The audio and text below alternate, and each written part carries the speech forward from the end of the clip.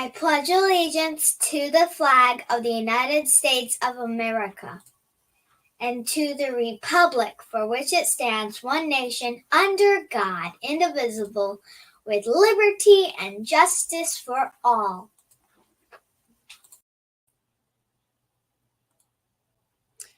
Hello, everyone. I'm Constitutional Attorney Catherine Henry. Welcome to this week's Constitution Segment Recap. So, this is our Constitution Segment Recap that we do on Thursdays. That is just recapping the part of our Restore Freedom Weekly episode. This week, of course, the topic was an interview with a candidate for Michigan governor. Again, as always, this is just a simple recap. So to hear the full discussion and everything that entailed, please watch the full episode, which is episode number 18. At the beginning of this this week's episode and posted separately all across our social media platforms as a true or false poll, I asked the question, true or false? Every state has an election for the office of governor this year in 2022. The options were true. All 50 states have elections for governor this year. False. Most states have elections for governor this year, but not all states. False. Only a few states are electing their governors this year. Or false. No states will elect governors this year. That is only done in presidential election years. The answer was false. Most states have elections for governor this year, but not all of them.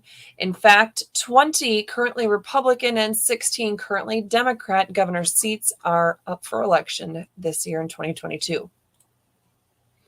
So, how many times is the term governor used in the U.S. Constitution? As we talked about in more detail in the full episode, none. However, how many times is the term governor used in the Michigan Constitution? 139 times. That's a lot. I would say there's a bit more significance at the statewide level for governors and what they can do and what they shouldn't do, and being viewed through the lens of the state constitution.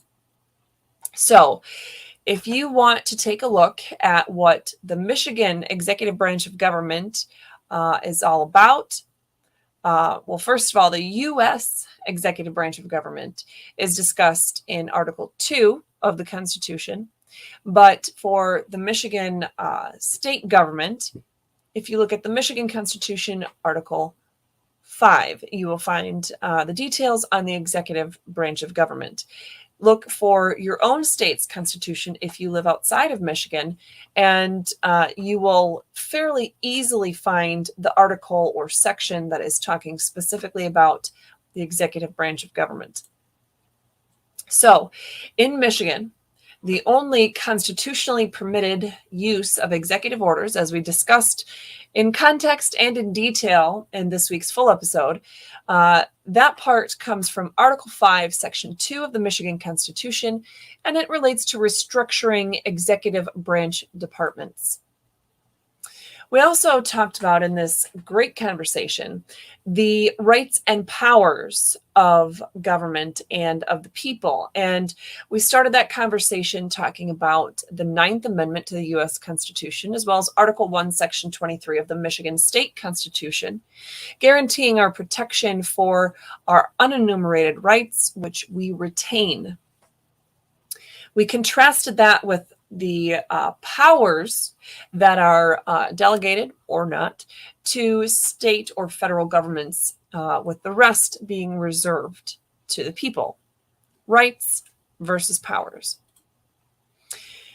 The executive branch organization, there's some key elements that we talked about there in this interview with Ryan. Article 5, Section 21 indicates that the governor, lieutenant governor, secretary of state, and attorney general are the state elective executive officers.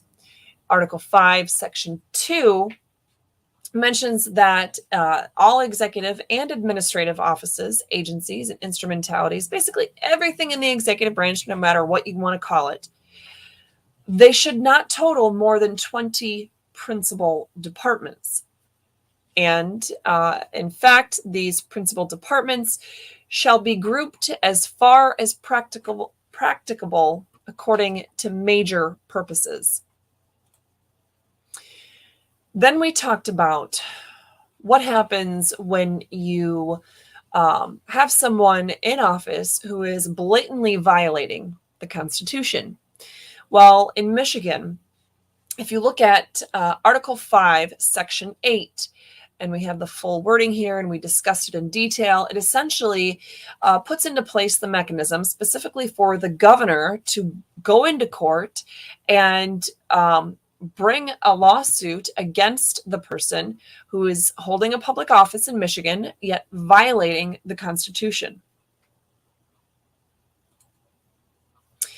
In fact, we touched on who owes an oath of office, who owes that duty to swear to uphold the U.S. and Michigan constitutions. And we talked about that constitutional oath of office, which finds its origins in Article 6 of the U.S. Constitution, Article 11, Section 1 of our state constitution. And I don't think we referenced the actual statute, but we talked about it being the state law, MCL 15.151, that everyone in the state of Michigan that works for the government in any way, shape, or form, they must also take this constitutional oath of office. And what happens when an official doesn't take the constitutional oath? Well, this is a slide I actually had used from a prior presentation to you on a Constitution Segment Recap, but it is something that the discussion with Ryan certainly brought out in terms of, okay, so what happens if they don't take it, and what happens if they take the oath but they violate it? In fact, Ryan knew very well that every office becomes vacant if someone does not take their oath as required by Michigan Constitution and state law. This is also a slide that I had talked about in previous times, not so much detail in this week's episode, but it goes over what happens when an official doesn't take their constitutional oath and what state law says about how those offices are filled. This might seem like quite a quick recap, but you should make sure to watch that full episode, which is, I want to say it was like an hour and 20 minutes or something. A lot of great information packed into there. If you want more information on Ryan Kelly specifically and his campaign for Michigan governor, that link is available for you here. And then also, I know it's tiny, so let me see what I could do here. Make it a little bit bigger. You might have to view it from a bigger screen. But the links for the different documents, in fact, let me jump over real quick and show you. This is the information. The first one is the link to the U.S. Bureau of Labor Statistics that I talked about, where I got my information that we have over 4 million people employed by the state of Michigan. So that is the first one. The second one here is where the state of Michigan is self-reporting their employees, specifically categorizing them in a fun variety of ways, but showing that 44,000 are full-time classified civil employees for the state of Michigan. That's the second link. A third link is where you can find information from the Michigan Board of State Canvassers. And if you scroll down, you can see information on the various petitions, because if you look to the third link, that is the information on basically the summary of the various petitions that are in circulation right now, or at least it'll tell you right here at the end if it's in circulation or not. And I do believe all of these that were included are in circulation. But looking at that first one, in fact, if you go to the next link I have for you here, the actual petition itself for the Unlock 2 petition, which is something I asked Ryan about. And for those of you who might have heard about it and you think it's generally a wonderful thing and you wonder why on earth Ryan and I would both be opposed to this, I wanted to give you the language for you to read for yourself in case you had any questions about it whatsoever.